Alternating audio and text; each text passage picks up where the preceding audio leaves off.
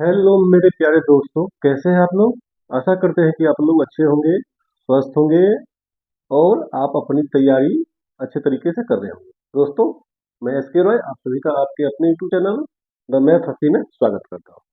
दोस्तों, आज हम लोग डेली मैथ टेस्ट सीरीज का 5वां वीडियो लेके आया हूं, यानी टेस्ट 1, टेस्ट 2, टेस्ट 3, टेस्ट 4 गणित का ये अपलोड की जा चुकी है, जो बहुत ही आपके लिए कारगर साबित होगा, खास करके उन लोगों के लिए जो बिहार शिक्षक बहाली या रेलवे की तैयारी कर रहे हैं, रेलवे की कोई भी पोस्ट की तैयारी कर रहे हैं। तो अभी फिलहाल मैं आपको बता रहा हूँ कि आज का जो टेस्ट सीरीज है वो रेलवे से संबंधित है, जो कि 18 अगस्त 2022 में पूछा गया था। वो मैं आपको बता दूं कि मैं ये बुक से आपका टेस्ट सीरीज करा रहा हूँ, जो कि बहुत ही महत्वपूर्ण है आपको गणित विषय को मजबूत करने के लिए। ये जो टेस्ट सीरीज है 3250 टेस्ट सीरीज है, ये रुक्मिणी प्रकाशन का है। आपको मैं ये किताब से हट के कुछ सोल्यूशन आपको करवा रहा हूँ, ट्रिक की बेसिस पे आपको इजी वे में कैसे हल होना है, समय को देखते हुए कम समय में अधिक से अधिक प्रश्नों को हल करना। तो चलिए, समय को बचाते हुए हम लोग शुरू करते हैं। आज का पहला सवाल आपको दिख रही है बोर्ड पे, आप देखें। हाँ, जो साथी नहीं अभी तक चैनल को सब्सक्राइब किए हैं, आपसे रिक्वेस्ट है कि आप उस चैनल को सब्सक्राइब करें, लाइक करें, शेयर करें। चलिए हम लोग आज का क्लास शुरू करते हैं। देखिए दोस्तों, पहला क्वेश्चन कह रही है कि 2.666 इन्फिनिटिव अनंत तक प्लस 2.777 अनंत तक को भिन्न के रूप में निरूपित करें। ये दोस्तों आपका ये क्वेश्चन जो पूछा गया है, ये आपका बेसिक चीज है और ये सिंप्लीफिकेशन का क्वेश्चन है, सरलीकरण का। ध्यान से समझिए, ये 2.66 का मतलब क्या होता है, इसको आप लिख सकते हैं 2.6 का पर रेखरिंग और 2.7 पे रेखरिंग। ये आप लिख सकते हैं। जो नंबर, जो डिजिट बार बार आता है उसको हम लोग रेकरिंग, उसके ऊपर में संकेत डैश दे के कर देते हैं। ठीक है, तो दोस्तों इसको हम लोग क्या कर सकते हैं, इसको दोस्तों हम लोग कर सकते हैं 2+6 पर रेकरिंग, 0.6 पर रेकरिंग। इसको आप अलग अलग कर लीजिए, दशमलव है ना ये, 2+0.6 पर रेकरिंग, 2+0.7 पर रेकरिंग। अब दोस्तों आपको ये समझना है, दो और दो अलग है रेकरिंग से, तो क्या हो जाएगा, 2 2 4। 6 पर रेकरिंग है, एक अंक पे रेकरिंग है, तो एक पर रेकरिंग है तो एगो 9 होगा। ठीक है, यहाँ दोस्तों एक अंक पे रेकरिंग है तो एगो 9 होगा। तो आप इसको क्या लिख सकते हैं, जरा समझ बताइए। ये 4 और 9 9 18, 9 का लघुत्तम 9 होगा, 9 का लघुत्तम 9, इधर 7 और 6 मिलकर कितना होगा दोस्तों, 13। इसी को लिख सकते हैं 4 भाग दीजिएगा तो 9 1 9, 4 13, 4 ये पूर्णांक है, इसको साथ जोड़ लीजिए, 5.4/9। आपका आंसर इसमें भी दे सकता है, अगर इसमें नहीं है तो आप 9 5 45 4 कितना, 49/9। आप खोजिए आंसर कहाँ है, ये है आपका आंसर। आप इसको और फास्ट बना सकते हैं। फास्ट बनाने के लिए चलिए बेसिक के साथ आपको हमने बताया है, ध्यान देना है। इसका एक वीडियो अपलोड करने वाले हैं, इस वीडियो को आप देख लेंगे, कोई भी क्वेश्चन आपका नहीं छूटेगा। चलिए हम लोग सेकंड क्वेश्चन में आते हैं। कहता है किसी वस्तु का क्रय मूल्य 5,000 से 2,000 रुपया कम है, डीलर इस पर 10% की छूट देता है और इसके बाद रिटेलर अपने क्रय मूल्य पर 5% की छूट देता है। ग्राहक के लिए अंतिम विक्रय मूल्य कितना होगा। दोस्तों समझना, ये बट्टा छूट है, ये वीडियो अपलोड की जा चुकी है। जो साथी नहीं देखे हैं वीडियो को जरूर देख लें। क्या कहता है दोस्तों, किसी वस्तु का क्रय मूल्य 5,000 से 2,000 रुपया कम है, तो सीपी क्या है दोस्तों, 5,000 से 2,000 कम है, यानी 3,000 तो सीपी हुआ, है ना। डीलर इस पर 10% की छूट देता है, इस पर डिस्काउंट कितना हुआ, डिस्काउंट दोस्तों इस पर हो गया डिस्काउंट 10%। 10% मतलब माइनस कर देना है इसको, तो 3,000 का 10% कितना, तो 0 0 काटेंगे, गुना कर देंगे, 2 0 कटेगा, 3 ढाई के 300, तो 300 आप घटा लीजिए। ये किसको मिला, डीलर को, ये मिला दोस्तों डीलर को, तो कितना हो गया छूट, तो ये अब इसका प्राइस कितना हुआ, 2700। डीलर इस पर 10% की छूट देता है और इसके बाद रिटेलर अपने क्रय मूल्य पर 5% की छूट देता है, और ये हो गया दोस्तों क्या चीज, ये हुआ रिटेलर। अब ये इस पर 5% का डिस्काउंट करता है। कितना करता है दोस्तों? डिस्काउंट करता है 5%। तो देखिए, डिस्काउंट का मतलब जितना परसेंट कहेगा उसको अमाउंट से मल्टीप्लाई करके 100 से भाग देगा। देखिए 2 जीरो तो कट जाएगा 100 से, 5 से काटिए इसको, 5 से गुना कीजिए, 7 पचे 35, 5 दूनी 10, 3 13। अब इसको घटा लीजिए, आप क्या होगा? 10 में से 5 गया 5, 9 में से 3 गया तो कितना? 9 में से 3 गया 6, और ये 6 में से 1 गया दोस्तों तो 5, यानी 2565। खोजिए कहाँ आंसर? आपका आंसर ये रहा। समझने में कोई दिक्कत? ये बट्टा छूट का है, बहुत ही इंटरेस्टिंग चैप्टर है ये, आप लोग जरूर वीडियो को देख लेंगे, वीडियो अपलोड है। चलिए अगला क्वेश्चन। अगला क्वेश्चन सिंप्लीफिकेशन का है दोस्तों, कि 0.0486 भागा 0.002 का मान ज्ञात कीजिए। ये बहुत ही इंटरेस्टिंग सवाल है, लेकिन ये समय किल करने के लिए दिया गया है। तो आपको ध्यान दीजिए, 0.0486, 0.002। तो दोस्तों आपको ध्यान देना है थोड़ा सा। इसको उड़ाएंगे तो ऊपर में 3 जीरो, इसको उड़ाएंगे तो नीचे में कितना जीरो? 4 जीरो। ये 3 जीरो से 3 जीरो आपका गायब हो गया। अब ये 486 हुआ, ये 2 हुआ, 2 से इसको काट लीजिए, 2 दूनी 4, 2 चौक 8, 2 तिया 6, 243/10 है दोस्तों, तो 24.3 आपका आंसर हो गया, 24.3।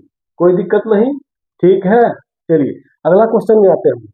ये देखिए त्रिकोणमिति से है, त्रिकोणमिति का वीडियो अपलोड है, आप लोग कृपया करके वीडियो को देख लेंगे, और ये क्वेश्चन बहुत ही आसान है समझने में।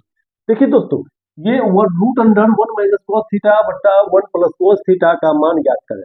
तो आपको इसको क्या करना है कि हल करना है, और इसको इस फॉर्म में बदलना है। तो क्या करेंगे आप? देखिए इसको दोस्तों क्या करना है,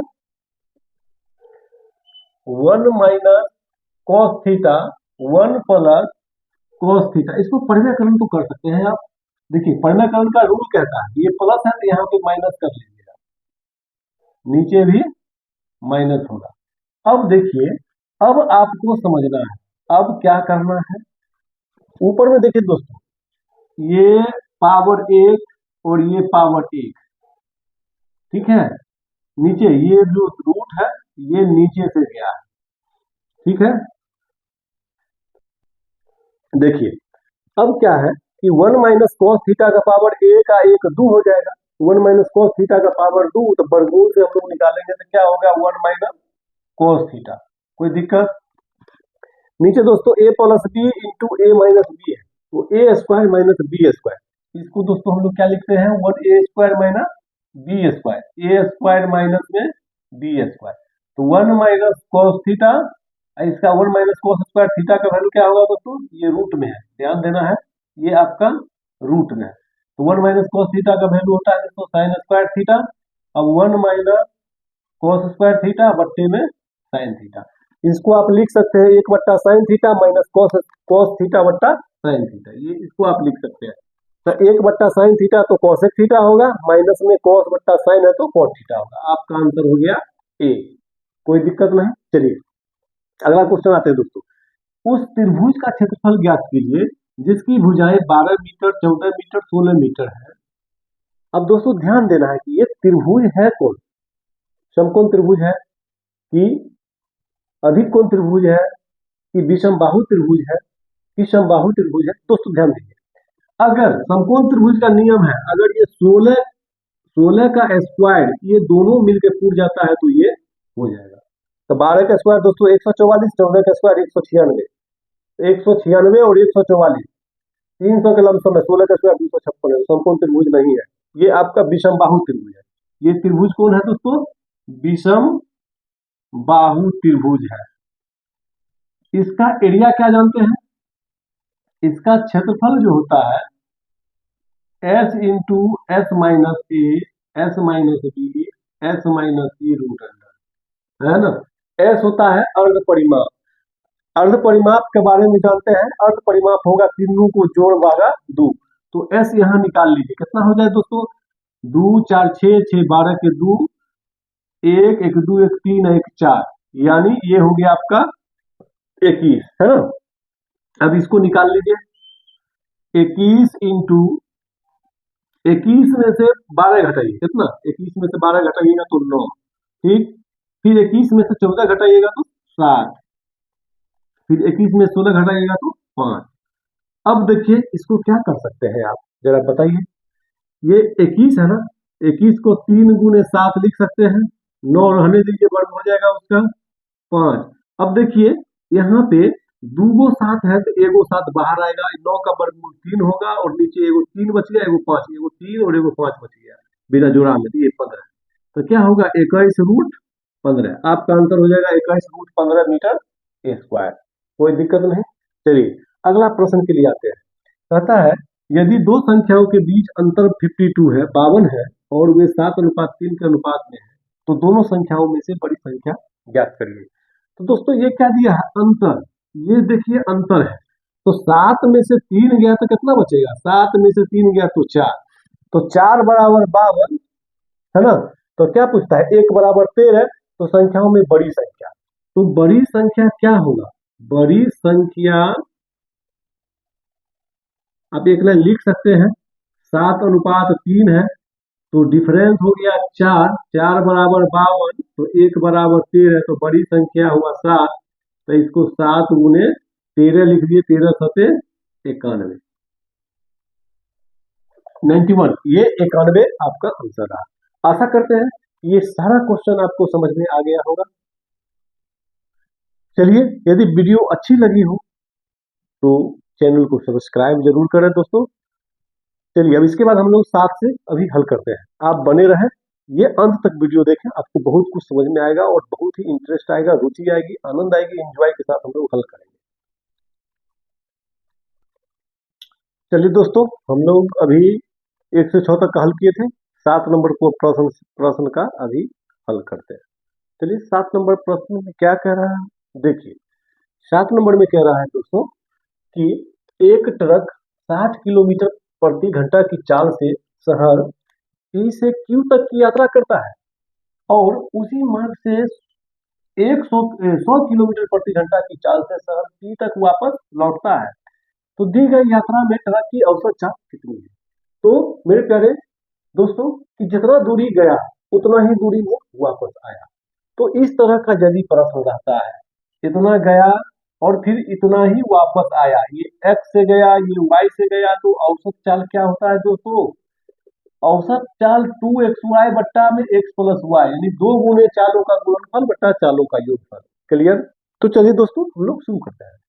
तो x का वैल्यू कितना है दोस्तों, x का वैल्यू है 60, तो 2 गुने 60 एक है, y का वैल्यू 100 और 100 और 60 मिलके 160, 0 से 0 काटिए, 2 8 16, 8 का आधा 4, 6 का आधा 3, 4 से काटिए 25, तो 25 दिया 75 किलोमीटर प्रति घंटा, 75 किलोमीटर प्रति घंटा को ठोकिए और आगे बढ़ना है, कम से कम समय देकर के प्रश्नों को हल करके आगे बढ़ना है हमको, क्योंकि हम मेरा सिलेक्शन होना है और मेरा सिलेक्शन तभी होगा जब अधिक से अधिक प्रश्नों का हल करेंगे, समय कम से कम देंगे। चलिए दोस्तों आगे, ए 100 अंडे 4 मिनट में गिन सकता है, बहुत ही इंटरेस्टिंग क्वेश्चन, जबकि बी उतने ही अंडे 5 मिनट में गिन सकता है। यदि वे एक साथ मिलकर 450 अंडे गिनने के लिए काम करते हैं तो उन्हें कितना समय लगेगा। तो दोस्तों ये ध्यान देना है। तो देखिए कह रहा है ए 100 अंडे 4 मिनट में गिन सकता है, तो ए जो है 1 मिनट में कितना अंडा गिनेगा, 1 मिनट में 100 अंडे 4 मिनट में, तो 1 मिनट में 100 बट्टा 4 यानी 25 अंडे, ठीक है। बी जो है कितना गिनेगा, बी 1 मिनट में, 1 मिनट में बी कितना गिनेगा दोस्तों, 100 बट्टा 5 यानी 20 अंडे, है ना। ये 20 अंडे गिनेगा, 25 अंडे गिनेगा ए, ये गिनेगा। अब क्या कहता है, वे एक साथ मिलकर 450 अंडे गिनने के लिए कितना समय लेगा, ए प्लस बी रहेगा, तो कितना अंडा है 450, कितना 25 और 20 में कैपेसिटी है, तो 25 प्लस 20, तो 450 बट्टा 25 20 45, 45 से काटिए 10, यानी कितना समय लेगा दोस्तों, ये 10 मिनट का टाइम लेगा, कितना अंडा गिनने में, 450 अंडे गिनने में। कोई दिक्कत समझने में नहीं। चलिए अगला क्वेश्चन, अगला क्वेश्चन समझिएगा। कहता है वर्तमान में मेरे पिता की आयु मुझसे 25 वर्ष अधिक है। तो दोस्तों ये समझना है मेरे प्यारे दोस्तों, क्या करना है, एक पिता है और ये स्वयं हो गया। कह रहा है कि मेरे पिता की आयु मुझसे 25 वर्ष अधिक है वर्तमान में। तो वर्तमान में क्या कंडीशन हुआ, ये x है तो ये x प्लस 25 है ना, कोई दिक्कत है। चलिए 5 वर्ष पहले, तो 5 वर्ष हम यहाँ पे क्या किए, घटाए, तो ये क्या हो गया, 5 वर्ष घटाइएगा तो x प्लस 25 माइनस 5, तो x प्लस 20, ये x माइनस 5। हमारी उम्रों का योगफल 39 वर्ष था। तो ये दोनों मिलके कितना हो गया, ये दोनों मिलके, इसीलिए आप यहाँ पे लिख सकते हैं x plus 20 plus x minus 5 बराबर 39। तो x का वैल्यू बताइए, ध्यान दीजिए, 20 में से 5 गया तो 15, 15 39 में उधर घट गया, तो 39 में से 15 घटाइएगा क्या बच जाएगा दोस्तों, 2x बराबर 24। तो x का वैल्यू दोस्तों निकल जाएगा 12। आपका आंसर क्या हो जाएगा, 12 वर्ष। कोई दिक्कत, समझ में आ रहा है? यदि अच्छा लग रहा है वीडियो तो लाइक सब्सक्राइब शेयर करना ना भूलें। चलिए अगला क्वेश्चन तथा एक टेलीविजन की कीमत एक प्रिंटर से 35,000 रुपये कम है। क्लियर है, ये लाभ हानि के क्वेश्चन है दोस्तों। यदि प्रिंटर की कीमत टेलीविजन की कीमत से दुगुनी है तो टेलीविजन की कीमत क्या होगा। तो सबसे पहले समझिए, इसको हम लोग क्या करते हैं, टीवी और ये प्रिंटर। टेलीविजन की कीमत एक प्रिंटर से 35,000 रुपया कम है, तो किसका दोस्तों, टीवी का। अगर ये x है तो ये x माइनस कितना हो जाएगा, 35,000। यहां से देखिए कह रहा है टेलीविजन की कीमत एक प्रिंटर की कीमत से 35,000 रुपये कम है। कोई दिक्कत नहीं। यदि प्रिंटर की कीमत टेलीविजन की कीमत से दुगुनी है तो टेलीविजन की कीमत प्रिंटर की कीमत से क्या होगा। अब देखिए, ये कहता है प्रिंटर की कीमत टेलीविजन की कीमत से दुगुनी है, ये दुगुनी है। अब ये देखिए बराबर नहीं है, हमको बराबर करने के लिए टेलीविजन को बराबर करना होगा। तो क्या होगा, x माइनस 35,000 इंटू 2, अब यहाँ x, देखिए तो ये हो जाएगा 70, इधर हो जाएगा 2x ना, तो 2x माइनस 70,000 बराबर x। तो x का वैल्यू दोस्तों, x इधर आ जाएगा 70,000 हो जाएगा।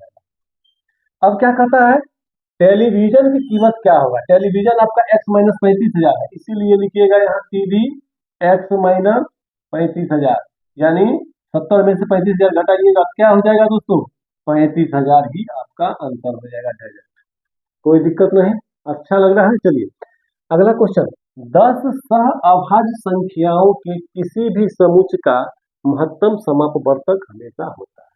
देखिए दोस्तों, ये को प्राइम नंबर है, सह अभाज्य संख्या का वीडियो अपलोड कर दी गई है नंबर सिस्टम का, आप देख सकते हैं। लेकिन समझिए, सह अभाज्य संख्या उसे कहते हैं जो लगातार होना।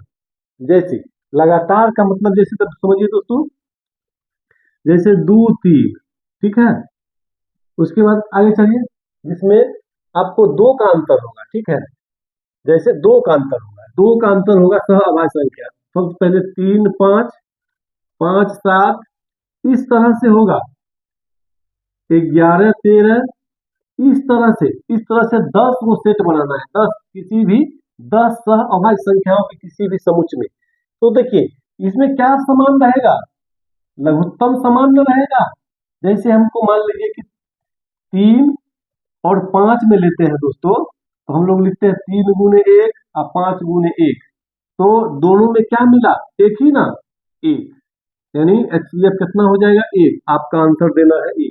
कितना भी घुमाएगा तो हम लोग क्या करते हैं, घूमने वाले नहीं है, ठोक देंगे, ठोक के आंसर लेंगे, ठीक है। भरोसा विश्वास अपना कायम रखना है। चलिए अगला क्वेश्चन, यदि 3 संख्याओं का अनुपात 5:6:8 है और उनके वर्गों का योगफल 1250 है, तो उन संख्याओं का गुणनफल ज्ञात करें। बहुत ही इंटरेस्टिंग क्वेश्चन दोस्तों।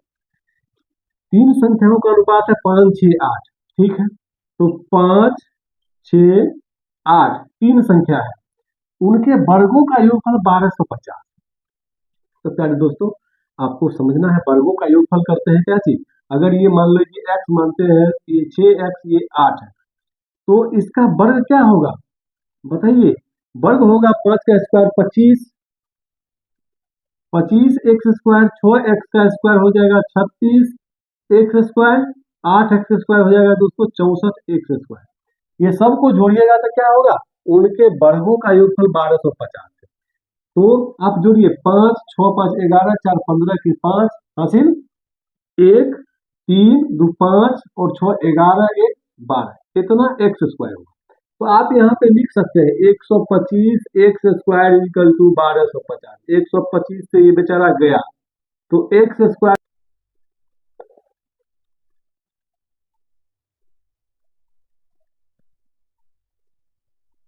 बने रहे सोल्यूशन उसके आगे चलते हैं। ठीक है, चलिए क्वेश्चन नंबर कह रहा है कक्षा 9 के विद्यार्थियों के एक समूह ने एक इलाके के प्रत्येक परिवार में सदस्यों की संख्या जानने के लिए 40 परिवारों का सर्वेक्षण किया, जिसके परिणाम स्वरूप नीचे दी गई बारंबारता सारणी प्राप्त हुई। इन आंकड़ों का बहुलक ज्ञात करें।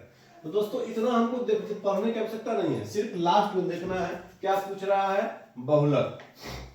बहुलक पूछ रहा है दोस्तों। तो बहुलक दो प्रकार के बहुलक से दो प्रकार के क्वेश्चन पूछा जाता है। एक तो वर्गीकृत आंकड़ा का बहुलक होता है और एक अवर्गीकृत आंकड़ा का बहुलक होता है। वर्गीकृत आंकड़ा हम लोग उसको कहते हैं जिसमें वर्ग अंतराल दिया रहता है, इसका क्या है, रेंज दिया हुआ है। ठीक है, और अवर्गीकृत आंकड़ा में सिर्फ आपका फ्रीक्वेंसी दिया रहता है, बारंबारता सिर्फ दिया रहता है। तो दोनों क्वेश्चन आप अध्ययन कर लीजिए। पहला क्वेश्चन तो आपको डायरेक्ट पूछा जाता है, पूछा जाएगा 2 3 5 6 2 8 9 2 3 4 2 का बहुलक ज्ञात करें। ध्यान रखना दोस्तों, बहुलक का मतलब हो गया जो बहुत बार लिखा हो, जो बहुत बार लिखा हो। ठीक है, तो बहुत बार लिखा हो तो इसमें देखिए बहुत बार कौन लिखा हुआ है, गौर से आप अध्ययन कीजिए। 2 देखिए क्या है, 1 2 3 4 बार है। 3 देखिए 3 2 बार है।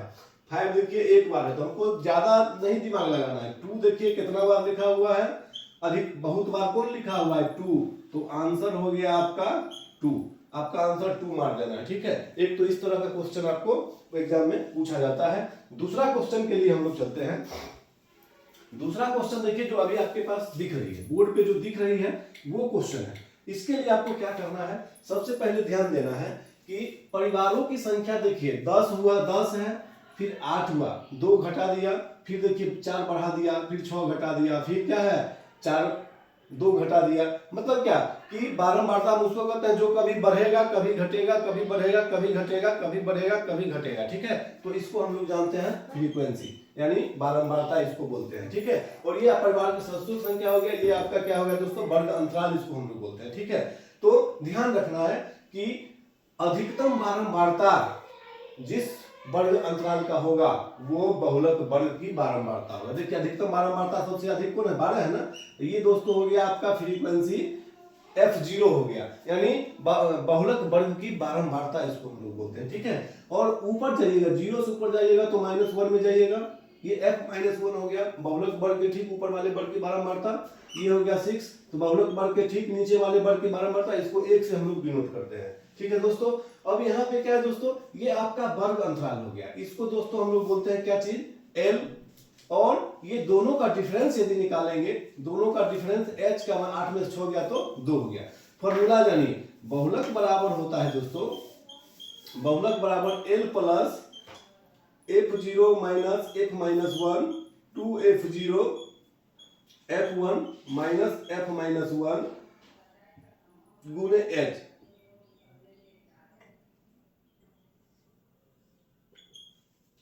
ये फॉर्मूला याद रखना है कि बहुलक वर्ग की बारंबारता, बहुलक वर्ग की ठीक ऊपर वाले वर्ग की बारंबारता घटा देना है, बहुलक वर्ग की बारंबारता को 2 से गुणा करना है और F1 F-1 को भी घटा देना है। ठीक है, तो चलिए L का मान बताइए कितना है, 6। F0 का मान बताइए दोस्तों 12, F-1 का वैल्यू बताइए दोस्तों 8, 2F0 तो 2 गुने 12।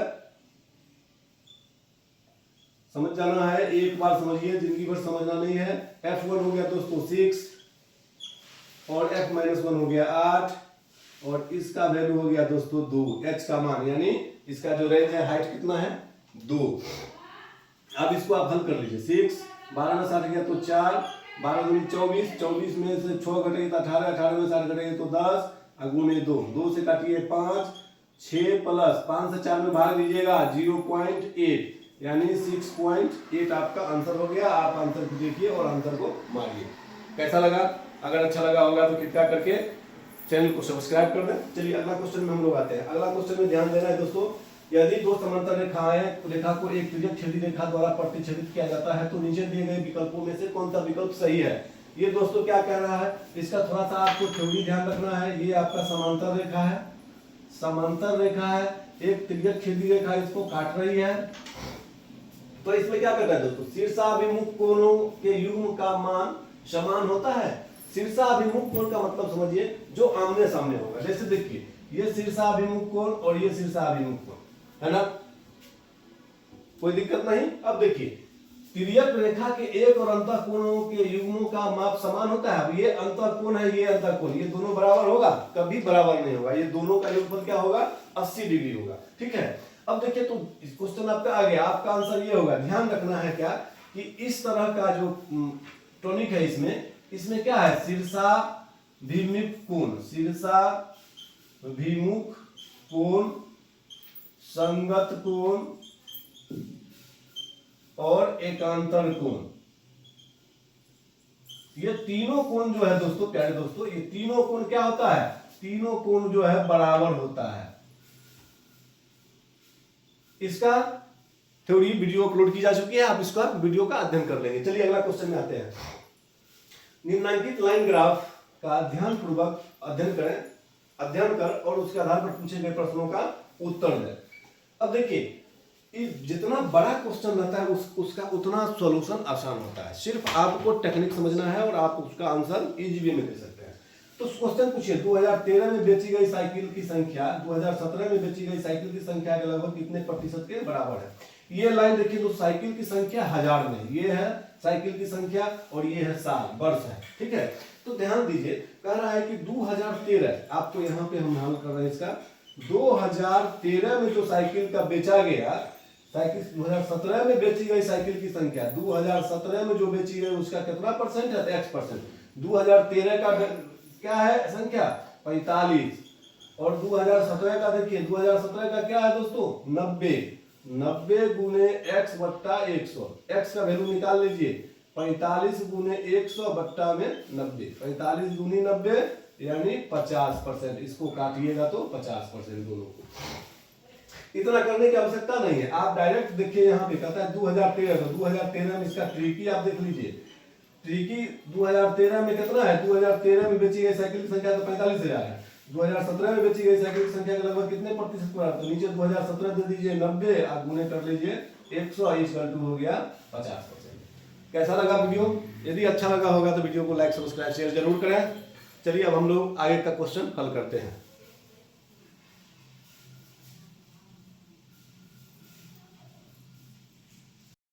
चलिए दोस्तों, अभी हम लोग 15 नंबर तक का क्वेश्चन का हल कर चुके हैं। अब उसके बाद हम लोग हल करते हैं 16 से देखिए कह रहा है क्वेश्चन में, ये 16 से है। 16 नंबर क्वेश्चन में कह रहा है, ध्यान से इसका अध्ययन करिए। कहता है एक मोटर कार 60 किलोमीटर प्रति घंटा की चाल से चलना शुरू करता है और 2 घंटे बाद इसकी चाल में 15 किलोमीटर प्रति घंटा की वृद्धि होती है। इसे 360 किलोमीटर की दूरी तय करने में कितना समय लगेगा। तो दोस्तों 360 किलोमीटर इसका लक्ष्य है, 360 किलोमीटर जाना है। कंडीशन क्या है कि प्रत्येक 2 घंटा में 15 किलोमीटर प्रति घंटा वृद्धि की जाती है। तो देखिए दोस्तों कुल दूरी कितना है, कुल दूरी आपका है 360 किलोमीटर। इसको लक्ष्य में आपको जाना है, क्या जाना है, 60 किलोमीटर प्रति घंटा की गति से चलती है। और कंडीशन क्या है, कंडीशन है इसका कि प्रत्येक 2 घंटा में 15 किलोमीटर प्रति घंटा बढ़ाना है। तो एक काम करिए, हमको 2 घंटा का स्लॉट बनाते हैं। तो 60 चला प्लस 60 चला, फिर क्या है अगला 2 घंटा में 60 में 15 जोड़ दीजिए, 60 में 15 जोड़िएगा तो 75, तो 75 चला, फिर 75 चला। अगला फिर 2 घंटा का स्लॉट लीजिए, अब 75 में 15 जोड़िए तो 90 चला, फिर 90 चला। इस तरह से आगे चलता रहेगा। लेकिन आपका लक्ष्य कितना है, लक्ष्य आपका है दोस्तों 360 किलोमीटर। तो ये जोड़िए, पहले देखिए एक आंकड़ा ले लीजिए कि 60 कितना हो गया 120, 75 150 ये दोनों मिलके हो गया 120, ये दोनों मिलके 150 और ये दोनों को चलिए इसको पहले कैलकुलेशन कर लीजिए 120 150 कितना हो गया, ये दोनों को जोड़िएगा तो हो जाएगा आपको 270। आपका लक्ष्य कितना है 360 में से घटाएंगे कितना और मेरा बचा हुआ है तो इसका वैल्यू कितना हो जाएगा 0, 16 में 7 गया 9, यानी 90 किलोमीटर और बचा हुआ है। तो यहाँ दोस्तों हमको 2 घंटा का स्लॉट तो नहीं लेना है, क्योंकि मेरा गोल था 360 किलोमीटर, अब 90 किलोमीटर कम रहा है। तो यहाँ पे आपको क्या करना है दोस्तों, यहाँ पे करना है 1 घंटा और फिर 1 घंटा, अलग अलग स्लॉट कर देना, क्योंकि आपका मंजिल आपके पास आ चुका है। तो अब देखिए क्या होगा, तो हमको ये 1 घंटा का कोई जरूरत नहीं है, तो ये ले लेते हैं, ये आपका यहाँ हो गया। तो आपके पास कुल समय कितना बचा, कुल समय हो गया दोस्तों 2 घंटा 2 घंटा 1 घंटा, 2 2 1 इक्वल टू 5 घंटा। 5 घंटे में आपका क्या है, वो 360 किलोमीटर की दूरी तय हो जाएगा, और कंडीशन था 15 किलोमीटर प्रति घंटा 2 घंटा में बढ़ाना है इसके आधार पे। चलिए ये क्वेश्चन क्लियर हो गया, आशा करते हैं कि आपको समझ में आ गया होगा। अगला क्वेश्चन का हम हल करते हैं। किसी रियायती बिक्री में ₹10,490 के अंकित मूल्य वाली एक साड़ी अब 9,441 रुपया में बेची जाती है, तो साड़ी पर कितने प्रतिशत की छूट दी गई। छूट निकाल लीजिए, 10 4 90 में 94 41 छूट, तो 0 में से 1 नहीं जाएगा, 10 में से 1 गया तो 9, उसके बाद 8 में से 4 गया तो 4, उसके बाद 4 में से 4 गया तो 0, 10 में से 9 गया 1, इतना रुपया का दोस्तों छूट हुआ। तो छूट प्रतिशत तो निकालिए। बट्टा छूट का वीडियो अपलोड की जा चुकी है, जो साथी नहीं देखे हैं आप कृपया करके वीडियो देख लेंगे। चलिए छूट बराबर लिखिएगा, छूट 2 केस यहाँ था, या तो आप दीजिएगा 94 41 नीचे, नहीं तो 10 490, याद रखिएगा। छूट जब भी होगी तो वो अंकित मूल्य पर होगा, अगर अंकित मूल्य नहीं है तो विक्रय मूल्य पर होगा। छूट हमेशा अंकित मूल्य और विक्रय मूल्य पर होता है। क्लियर है दोस्तों। लाभ हानि प्रतिशत निकालिएगा तो हमेशा क्रय मूल्य पर होता है। तो 1049 बट्टा 10 490 गुने 100। देखिए 1049 है, ये 1049 एक बार में लगेंगे, 0 उतार दीजिए, ये 0 से काटिए, यानी 10%। आपका आंसर कितना हो गया दोस्तों, 10%। क्लियर है। चलिए अगला क्वेश्चन में आते हैं। अगला क्वेश्चन क्या रहा है दोस्तों, 1280 रुपया की राशि पर 5% वार्षिक दर से 3 वर्ष में प्राप्त साधारण ब्याज ज्ञात करें। एसआई का बारे में जानते हैं दोस्तों, PRT/100। तो 1280 गुने 5 गुने 3 बट्टा 100, 0 काटिए, 5 दूनी 10 काटिए, 2 छक 12 2 चौक 8, 4 किया 12 का 2, 6 3 18 1 19, यानी 192 रुपया। 192 रुपया खोजिए और आंसर मारिए। फास्ट कैलकुलेशन फास्ट करना है मेरे मित्र। यदि अगला क्वेश्चन, यदि x और y संख्या 115 xy के ऐसे 2 अंक हैं कि संख्या 90 से विभाज्य है, तो x प्लस y का मान ज्ञात करें। क्वेश्चन को समझिएगा। क्वेश्चन में कहता है कि 90 से भाग लग जाता है 115 xy में, तो x प्लस y का मान पूछता है व्हाट। तो आप ध्यान रखिए, इसका फैक्टर करेंगे आप तो 9 गुने 10 होगा। क्या होगा दोस्तों, 9 गुने 10 होगा। 10 से कोई संख्या तभी भाग लग सकती है कि लास्ट में 0 हो, तो y का मान 0 हो जाएगा, इसमें कोई डॉट नहीं। 90 से भाग यानी 10 से भाग तभी लगेगा जब संख्या अंतिम में 0 हो। अब देखिए, अब तो हमको 9 से चेक करना है ना, 10 से तो हम चेक कर लिए, अंतिम में 0 तो 10 से भाग लगेगा। 9 से चेक कर लीजिए कितना होगा दोस्तों। तो देखिए 1 1 2 5 2 7 और x है, यहाँ x में इसमें से कौन मान रखिएगा तो 3 से कट जाएगा। चलिए 5 1 6 1 7, तो यहाँ दोस्तों क्या होगा 7 2 9। अब देखिए 5 2 7 1 8 1 9। अब चलिए ये 9 से कट गया, क्योंकि अंकों का योग 9 हो गया, तो आपका आंसर क्या है, 9 के गुणज में होगा, तो आंसर आपका आ जाएगा। आपको नहीं विश्वास है तो चेक कर लीजिए। तो कितना होगा दोस्तों, यहाँ पे चेक कीजिए, 90 एकम 90, 5 5 11 में से 9 गया 2, x का वैल्यू 2 माने हैं, तो यहाँ उतारिए 2, 9 दूनी 18, 180, 2 15 में से 8 गया 7, कट गया उतरेगा 0। अब 90 है ना, तो 9 8 72, 720 कट गया। आपका ये प्रूफ भी हो गया। चलिए अगला क्वेश्चन, इसके आगे बढ़ते हैं हम लोग। x प्लस वाई कहता है, x का मान 2 y का मान 0, आंसर हो गया 2। आंसर आपके 2 में टिक कर लेना है, आंसर आपके झोली में आ गया। चलिए अगला क्वेश्चन, समीकरण x² - 12x + k = 0 के एक मूलों में से एक मूल x बराबर के मूलों में से एक मूल x बराबर 3 है, तो इसका दूसरा मूल ज्ञात करें। चलिए दोस्तों, ये भी बहुत आसान क्वेश्चन है, द्विघात समीकरण से क्वेश्चन पूछता ही है। इसका वीडियो जल्द ही आपके बीच आने वाली है। तो चलिए इसके लिए हमको करना क्या है, ये समीकरण दिया है, देखिए एक मूल इतना है, यहाँ देखिए x² - 12x + k, a b का मान दे दिया है, तो मूलों का योगफल लगा दीजिए। मूलों का योगफल बराबर क्या होता है दोस्तों, alpha plus beta equal to कितना हो जाएगा दोस्तों, माइनस बी बाय ए, यानी -12/a 1 हो जाएगा, यानी b बाय ए होता है। तो देखिए यहाँ पे एक मूल है, अल्फा का मान लीजिए दे दिया, अल्फा का वैल्यू ये दे दिया, तो 3 प्लस बीटा इक्वल टू 12, तो बीटा बराबर 12 माइनस 3 तो 9। आपका आंसर हो गया x बराबर प्लस 9 कहाँ है, ये 20 नंबर में। आशा करते हैं कि ये टेस्ट सीरीज आपको बहुत अच्छा लगा होगा। इसका सॉल्यूशन, हर एक क्वेश्चन का सॉल्यूशन आपके लिए कारगर साबित होगा। सिर्फ आप अपनी ईमानदारी से अध्ययन करें और द मैथ हस्ती यूट्यूब फैमिली से जुड़े रहें। अगर आप लोगों को वीडियो अच्छी लगती है तो कृपया करके चैनल को लाइक, सब्सक्राइब, शेयर करना ना भूलें। तब तक के लिए यहीं पे रखते हैं, फिर हम लोग नेक्स्ट वीडियो में मिलते हैं। धन्यवाद, बाय बाय।